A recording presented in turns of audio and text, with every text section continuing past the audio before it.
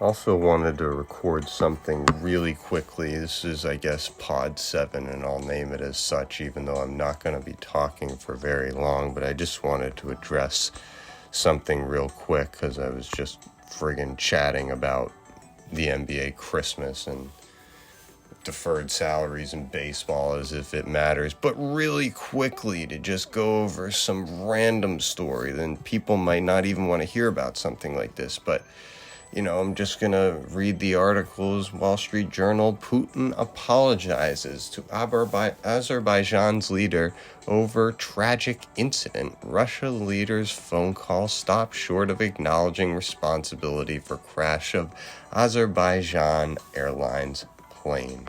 It's by Thomas Grove. Russian President Vladimir Putin apologized on Saturday that a tragic incident occurred in Russia's airspace. Kremlin said, acknowledging a role in the crash of a plane carrying 67 people, but stopping short of an expression of responsibility. Kremlin leader's apology made during a call with his Azerbaijani counterpart Ilham Aliyev is likely to tamp down anger, that had been growing over the crash of the Azerbaijan's airplane this week. Preliminary results of an investigation into the crash killed 38 of those on board, means 29 people survived. Showed that a missile from a Russian air defense system hit the Embraer 190 aircraft and that Russian authorities diverted it out of Russian airspace. People briefed on the matter said Azerbaijani politicians have likewise publicly accused Russia of responsibility for the crash. Putin, in his call, said at the time of the plane's descent, Russian air defenses were fending off an attack from Ukrainian drones in the region. Putin once again expressed his deep and sincere condolences to the families of those killed and wished the fastest recovery to those injured, the Kremlin said.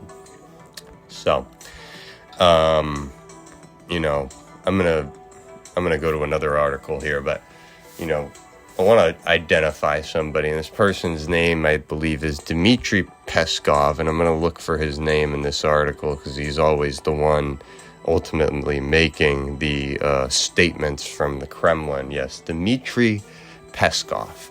And he said a few days ago, the investigation is ongoing into this aviation incident until the conclusions, which will be made in accordance with its results, we don't have the right to comment, he told Russian state media. Plane ultimately crashed in Kazakhstan after being diverted from Russian airspace, blah, blah, blah. So, and then let me just read this quickly. Suspicions of Russian responsibility arose shortly after the crash when aviation security firm Osprey Flight Solutions said that the flight was likely shot down by a Russian military air defense system, citing assessments of the footage of the crash, the damage to the aircraft, and recent military activity. Plane's undulating flight path and suddenly downward turn at a dangerously steep angle before landing suggests the pilots were struggling to guide it. Preliminary results of the Azeri investigation into the crash show that a Russian Pantsir anti-aircraft system hit the plane, after which Russian authorities diverted it from its airspace and had its GPS jammed. According to people briefed on the matter, similar accounts have been leaked to Azeri and Western media in an attempt to boost pressure on Russia, said a person close to the Azeri government. So this is just a wild situation because once again, Russia gets to just blow a fucking airline out of the friggin' sky. And if you don't remember that they've done this several times, but this Dmitry Peskov guy is just an interesting character because I think anybody looking at the situation can say Vladimir Putin is pretty unmitigatedly a dictator and a negative influence on the world writ large. And that's honestly not very interesting because he's basically just a classic villain. He depicts himself as such. He revels in it. He knows who he is. That's not important. That's not even frankly interesting. What is interesting is this curious character named Dmitry Peskov, because he is the one that is tasked with essentially trying to humanize and do the public relations for a country that's seemingly so problematic, and I say that as an American war in Iraq, etc. We've certainly done our bit that we should be saying we in this situation, as we and Russia and China and all these countries doing these horrible, horrible things. But you always just have to have a spokesperson and a spin job artist who their job is to make the best sort of presentation of horrendous facts imaginable. And it's just outrageous to me that the presentation in this case was essentially a version of, don't look here, we're doing an investigation. No need to jump to preliminary conclusions. Like, you know what? When a airplane is shot down somewhere over Russia, guess what? We're fucking blaming Russia, and you know why? That makes fucking sense. Like, I don't understand these people who are like, let's not jump to conclusions. You don't know what happened. You haven't seen the investigation. It's like, sure. But if it comes out 2 days later that you're fucking apologizing to Azerbaijan for what you did, and allegedly this is going to smooth things over, forget about the people who were killed, other people who were probably injured, and etc. It's like, whatever, paper over that. It's like, no, you shot an airplane out of the sky. What's wrong with you? Are you a terrorist? Like, this is Pablo Escobar sort of behavior. Like, what is going on? You flew over a war zone and you really ought not to have done that. And it's basically your fault that your plane got shot down. Like, okay, I guess if we're going to declare Azerbaijan a colony of Russia again or whatever, and then just, Russia can do whatever they want, then I guess then that makes sense. But it's just hard for me to completely take a guy like Peskov seriously, because he's forced so often to say such ridiculous things, whether it's, having to describe Russia's invasion of Ukraine as a special military operation, or any of these, wishy-washy terminology that are frankly irritating to somebody like me. It's like, how about you just stand on business, say, you know what, we invaded a sovereign nation and we did it for XYZ reasons. We don't want NATO to involve Ukraine. We don't want it. We can't have it. Won't have it. Whether or not it's for some more conspiratorial reason, like they're fighting over the remnants of any nuclear materials that may still be in Ukraine, or whatever silly reason might be going on behind the scenes of why Ukraine, breadbasket though it is being regarded as so important by Russia right now, that they're driving their economy into a wartime situation, seemingly for no good reason other than security concerns. But I would respond to those security concerns, say, are you worried about any president other than, frankly, Donald Trump, thinking that invading Russia or anything along those lines would be a good idea? Because I don't think so. And so, I don't quite understand the Russian clinging to this anti-NATO sort of mindset, as if they're supposed to be that sort of global power anymore. No offense, you guys lost the Cold War. Whatever anyone wants to say about the morality of it, you certainly didn't fucking win, and therefore, you are not the second foremost country in the world. You're simply not. Frankly, you're behind China as it is, and then you just lash out and have a fit, and you invade your quote-unquote ancestral homeland. Let's forget what the Mongols did to you all, but, you invade Ukraine for, let's call it, reasons, and then, you stay there for reasons, and all that you've essentially done is you've consolidated the gains that have been made as far as the separatist regions and the industrial regions in southeast Ukraine, and I guess bully for you for accomplishing that. I hope you feel good about yourself, the amount of people you killed in the process in order to do this, and to take Crimea, I guess, which is probably the bigger prize in everything, why they used those little green men to take that over. But, I just think that it's grubby ass behavior, and frankly, if the United States, arguably we're getting back to this sort of thing with Donald Trump's blithering sort of pronouncements about Panama and etc., certainly doesn't make us look good. And, but again, I'm also not talking from the perspective of the United States government. I'm talking from the perspective of a United States citizen. And not to say that we're better than Russia, but when's the last time that the United States shot a commercial airline, down over Mexico or Canada or some shit like that?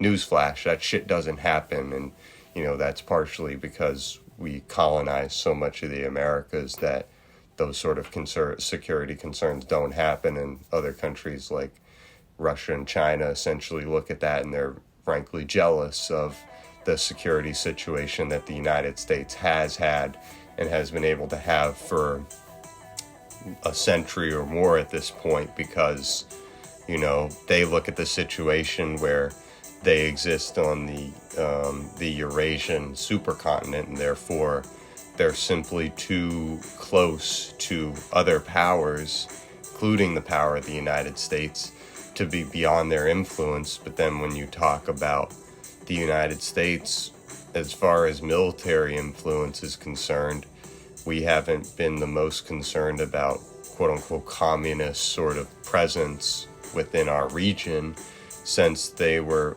fighting over Cuba and they were, going back and forth with the missiles being there. But I don't think anybody right now is the most concerned about Cuba being the launching point for Russian missiles into the United States.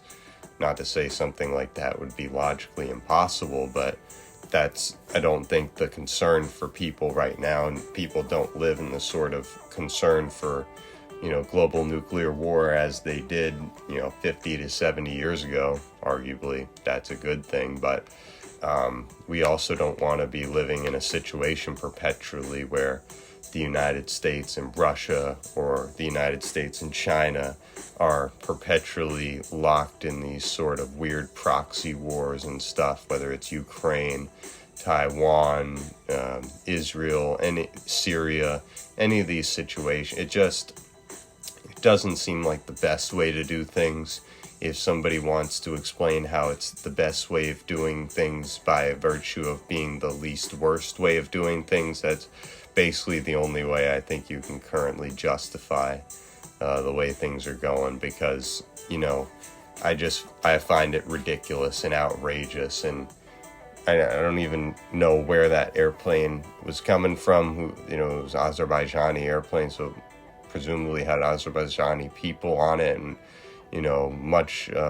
much sympathy to the people who were killed and potentially injured or affected by that incident, because it's a tragedy. It's a war crime. Likely it's evil. There's no justification for that that's going to justify the amount of people killed. And again, the moral equivalency of the United States killing 1 million plus people in Iraq is, all the reality that's needed to tell a Westerner and an American to shut the fuck up as far as moral pontification is concerned on these issues. But, just to see articles like that, and then to hear Dmitry Peskov being like, well, don't jump to a conclusion. It's like, you know what, Dmitry, I'm going to jump to a conclusion just because you said not to, because you're a professional liar as far as I'm concerned, and everything you say has to be examined as a lie first and foremost, because that's literally your job. And if you don't like that, get a new job. I don't know if you'll be able to do that and remain living, but that's your concern, not mine. You work for Putin, I don't. But as far as somebody who doesn't work for Putin or Donald Trump or any of these maniacal politicians at this point, I have concerns about what it is that they're doing, because I live on this fucking planet too. And frankly, these things have not seemingly been getting better. If you want to make some weird argument that, since World War II, the world has been in a relative state of peace that it's basically never known, and that on the whole, macro speaking, things are better, maybe you have an argument. But that's only in comparison to the monstrosity and the butchery that was World War I and World War II, and I don't think we should be using that as the moral standard to be like, well, at least we're not having World War II again. Holy shit, a lot of people died there. It's like, what we should be trying to avoid, generally speaking? War. War is not good, generally speaking. Can we avoid it if possible? Can we take steps to de-escalate conflicts, to make sure that, less people are killed in a place like Palestine, seemingly for little to no reason? And if that has to do with, frankly, disempowering organizations like Hamas that are going to run across the border and kill 1,300 people and provoke military reactions that, quite frankly, it's like you kill thousands of people in one day and you're going to get your ass handed to you. And if you're the organization that's hiding among your civilians and you feel good about yourself because you feel morally justified in killing Israelis because they're Israelis, it's like, well, as problematic as you or anybody else may view the state of Israel or its current constitution, the way it exists, etc., murdering civilians, raping people, going into residences and dragging people out as hostages, again, making moral equivalency arguments because of all the Palestinians in Israeli jails and prisons, fine, make your arguments, but you're not going to morally justify those 1,300 people being slaughtered on October 7th. You're simply not. And so we have to try, I believe, to live in a world where these sort of moral equivalencies are not the sort of arguments that are invoked as far as, what the primary thrust of the reaction to these sorts of events should be. Because, frankly, if I'm living in a country and 1,300 people are slaughtered in one day and we have the power to do something, everybody pretty much in human history is going to demand a response to that sort of thing. And so understanding that, we need to disempower the people who use violence as a means towards the achieving of their goals, because once again, those people are not good people. Those people are evil. And the more that we de-emphasize those people and try as we may to transition into a world where violence and exploitation are less of the norm and are more of an actual aberration that is viewed as an aberration, and that we try to stamp out every time that it happens and try to essentially smother exploitation and violence as far as, doing everything that we can to prevent those sort of, whatever that sort of shapes up to, because I can't say that I have the answers on that one, and this is not my realm of expertise by any means. I mean, I may do something later today about some passages from Plato's Phaedo, basically why I can't be too bothered with science, talking about 99C and 105C in Plato's Phaedo to be specific. That's more so my area of expertise, but certainly when I see an article which is telling me that Dmitry Peskov is back at it again with his silly, statements to the contrary about don't believe the Western media spin this, that, and the other. It's like, hey, Dmitry, how about you spare me your bullshit? I don't need to hear it, and I don't want to hear it. So that's pod number 7. Thanks.